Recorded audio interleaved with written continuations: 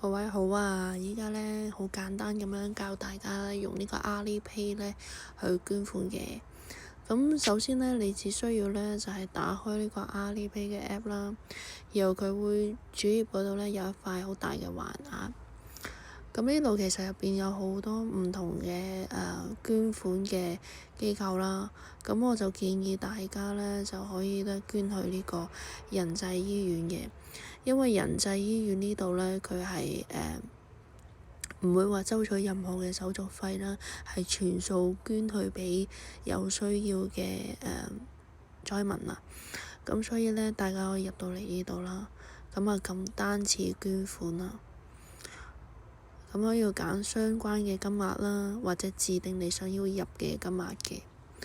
咁如果你需要呢個呢扣稅呢，你就可以點開需要收據啦，就填返你相關嘅捐款名啦，同埋抬頭啦，同埋收返呢個電子嘅收據就可以㗎喇。咁下邊仲有少少嘅電話 number 啦，同埋呢個郵寄嘅地址咁樣嘅。係啦，咁樣完成晒之後呢，你就可以撳確認捐款㗎喇。完成咗捐款之後呢，你哋會見到呢個頁面嘅，咁啊入邊會有一個捐款嘅時間啦、交易嘅編號嘅，咁啊記得呢就分享俾你嘅朋友啦，或者你嘅社交媒體啦，令到更加多嘅人知道有一個咁樣咁方便嘅途徑呢去進行捐款嘅。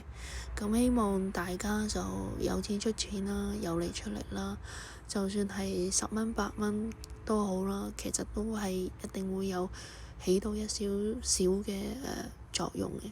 希望幫到幾多就幾多啦。好啦，拜拜。